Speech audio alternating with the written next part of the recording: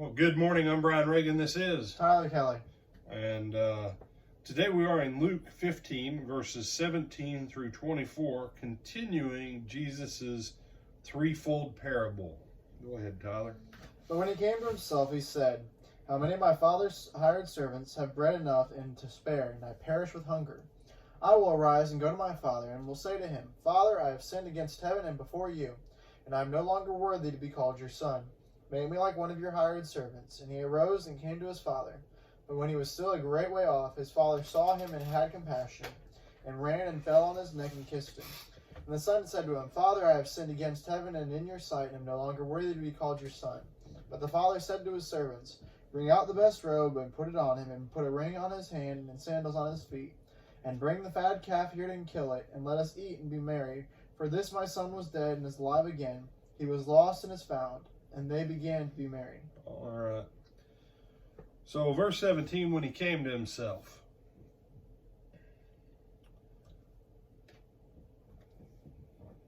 Sin took him to a place where he was out of his mind. He had lost all good sense. So when he came to himself, I don't know how long he had been eating whatever fell to the bottom of the hog pen. We don't know. But that should tell you how out of his mind, how far this kid had gone. He was nuts. You know, in addiction and recovery circles, that's what they call hitting bottom. He hit true bottom. So when he came to himself, he started to rationalize. Now, if you want to read this and read that the kid had a heart filled with sorrow and that he was genuinely penitent and all that, then by all means you do that. It's not there, but by all means feel free to do that if it makes you feel better. The story is actually more powerful when you leave it that the kid didn't really care about what he did. He didn't care about why he left. He didn't care about the disrespect of his father. That the only reason he's coming home is because he wants to eat something better than whatever's on the bottom of the pig pen.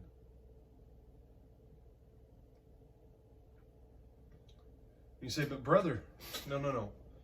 He said, treat me like one of the hired servants. Just let me have some good food. Uh-huh. And that's what we call false-sounding humility.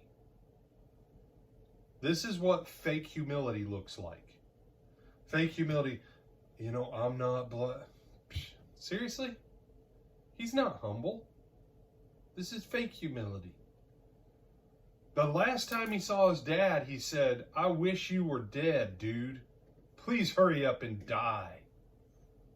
But also at the same time, don't hurry up and die. I just want everything now, regardless. Yeah, hurry up and die. But if that's not going to happen, give me my stuff so I can get out of here, because I can't wait long enough for you to die to get out of here and get my money, dude. That's the last conversation he had with his dad. And what's he coming up with? All right, well, if I go to my dad and I go, oh, Dad, I'm so sorry. Please let me come back home, Dad, and be like one of the hired hands. Because I already used up my inheritance, so I know I don't have the right to be a son. And, by the way, can I get some fresh baked bread too? Yeah. It's all fake. No, brother. Jesus is using it to teach a parable lesson. Uh-huh. But remember what we said about parables. If you strain them too far. You see, because to the Jew listening, one group of Jews that's listening to this is going to go, well, at least the kid's got enough sense finally to come home. And the other group is listening going, I wouldn't take him back if he were mine. The wasteful scum of the earth child, wishing father dead. Jesus is a master storyteller. He's going and drawing them in. And then he's going to go, bam! He's going to double punch them, metaphorically. He's going to hit them. And then you know what? The good guys are going to realize they're the bad guys. And the bad guys are going to realize They're the bad guys. And surprise, surprise, there's only going to be one good guy. And it ain't going to be either of the bad guys. You say, well, that's why they're the bad guys. This is a superb storytelling technique. He draws everybody in, pits each other against each other, and then he makes everybody realize you're all bad.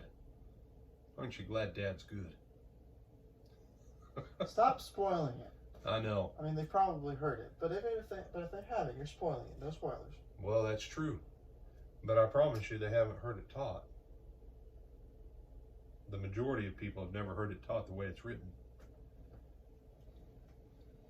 So the father comes out, moved with compassion, and he ran and embraced his neck and kissed him. Now, there's nothing that says the kid stopped and bought a bar of Dial soap and took a bath in the river. That means the father loved him with whatever residue of pig stuff was on him. Yeah. Because here's the fact. The son is still a son, even when he was in the far country.